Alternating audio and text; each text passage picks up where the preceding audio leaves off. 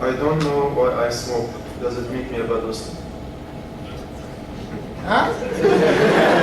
I don't know. Why I smoke? Does it make me a bad Muslim? It makes you a smoking Muslim. No, I wouldn't say bad as in, you know, you're just totally bad, but you would have an issue, like I have an issue, like everyone who does some sort of sin that is not necessarily smoking has an issue. So no, you cannot say smoking, a person who smokes is a bad person, but we say that's a bad habit. It's a bad habit. Now, the interesting part of the question is that you don't know why you smoke. That's impossible. You know, can you imagine? Someone's like, oh, look. Why?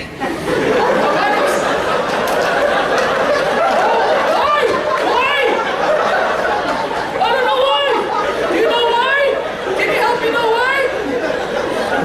Come on, what do you mean you don't know why you're smoking? I'll tell you why you smoke. Because you want to look cool. Most people want to smoke because they want to look cool. Because, you know, smoking a cigarette is just this, you know, they show you this Marlboro guy, you know, on the cowboy who died, by the way, from smoking. And that's it. The perception is, you know, whether you look at all the advertisement of cigarettes, whether it was Kent or what was that other company, the one with the mint flavor? Huh? I used to smoke it back in the day. Anyways, you know, they always show you these people on a yacht, you know, out in the sea. All of them are in shape, beautiful men, beautiful women, and they're smoking. And that's just the perception that we get. Oh, it's okay, you can work out and exercise and smoke and you'll be fine. But I wish someone would show you your lungs for you to really know what's going on inside that doesn't appear outside. Now, I smoked for X number of years. And it took a long time, and I'm still not there, to recover. Because when you're young, you don't realize. Your body is still durable, you have endurance, and it doesn't reflect on you yet. But wait until you grow up, and then you will realize the damage you have done, and there's no going back to fix it. There's no going back to fix it. So smoking is really something that you have to quit. It is very bad for you.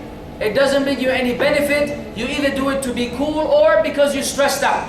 Many people smoke because their lifestyle is stressful. And they feel that when they puff that cigarette, they kind of relax and calm down. True, I agree. However, that is an indication that the faith in God is weak.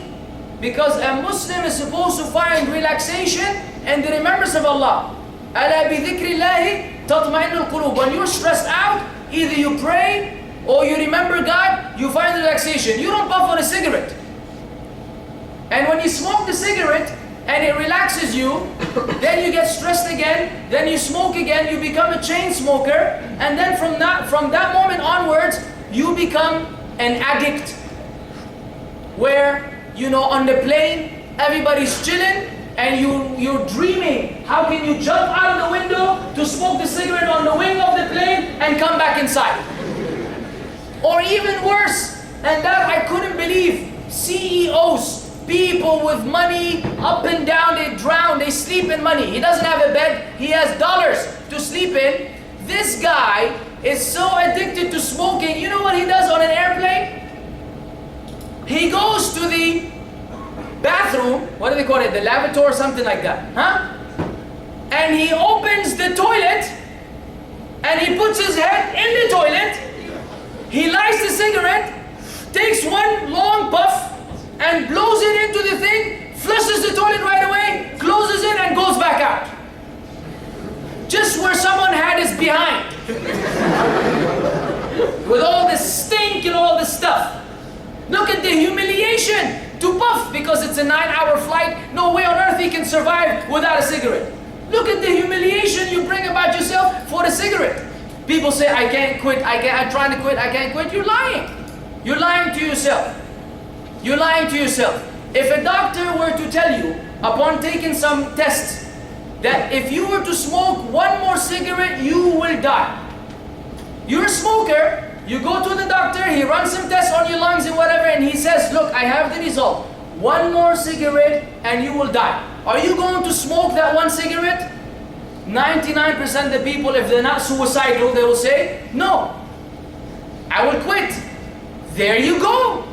You're just waiting for something dramatic, something extreme to quit. Otherwise, the will is there, but you don't have it on active. You have turned it off and shut it down conveniently, and you keep telling yourself, maybe I need to next week, not help me out, I'm struggling. No, no, no, all this is just bluffing.